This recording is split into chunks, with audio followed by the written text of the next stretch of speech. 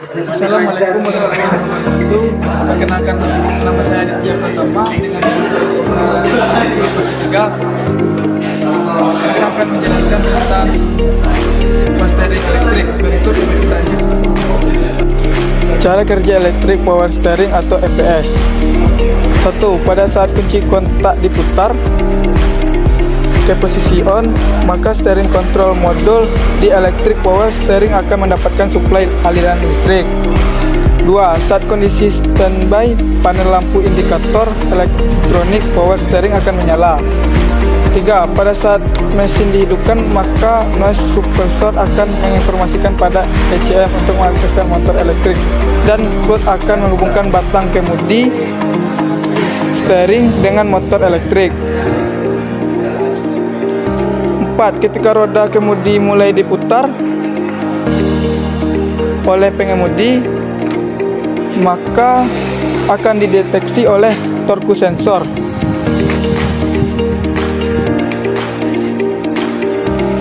Akan menginformasikan sejauh mana roda kemudi diputar dan seberapa cepat roda kemudi diputar. 5. Dengan adanya informasi dari torque sensor,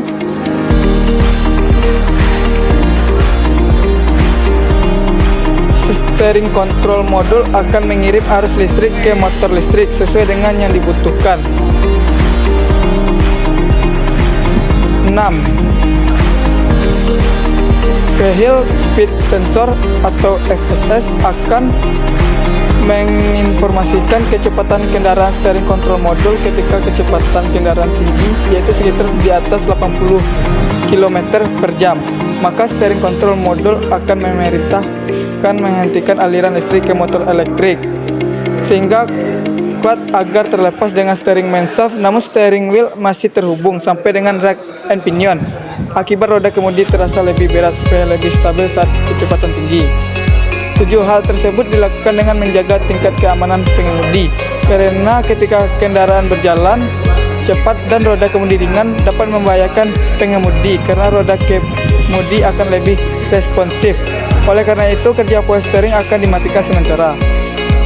8. Jika terjadi kesalahan pada sistem elektronik power steering ini, maka lampu indikator elektrik power steering akan menyala untuk menginformasikan kemudi bahwasanya sistem elektronik power steering terjadi kerusakan.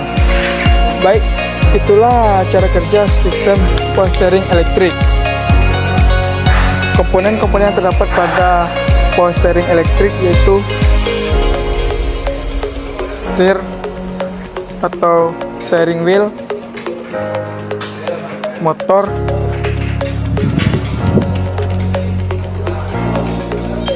torque sensor,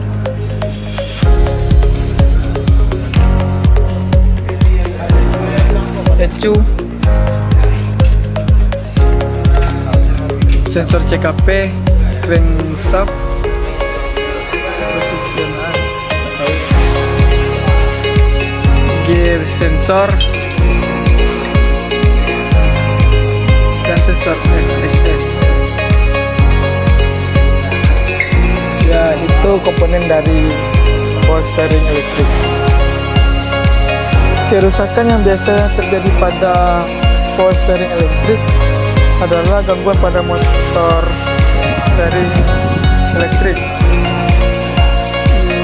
Penyebabnya karena motor EBR bermasalah, dikarenakan untuk motor ini untuk pengolah dan tenaga gerak yang berasal dari listrik yang berfungsi untuk memutarkan steering shaft sesuai pembacaan sensor sudut putar kemudi.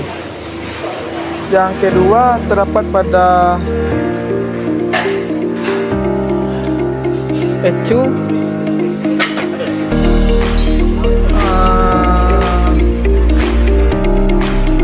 Biasanya kerusakan pada ECU ini terdapat pada data, kan biasanya ECU untuk menyimpan data-data dari sensor sudut putar setir untuk memerintahkan proses kerja pada sistem EPS. Itulah analisis kerusakan yang biasanya terjadi pada power steering elektrik. Berikutnya hasil dari uji coba power steering elektrik.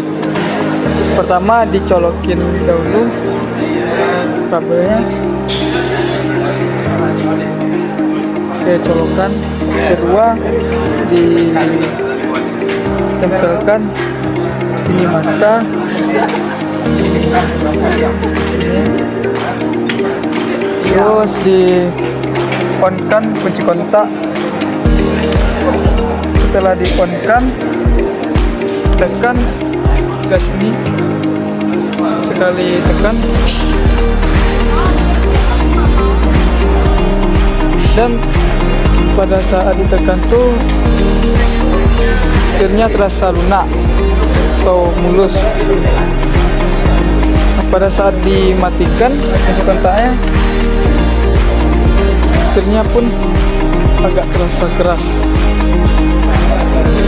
Berikut itulah uji coba pada power steering elektrik. Itulah cara kerja sistem power steering elektrik. Assalamualaikum.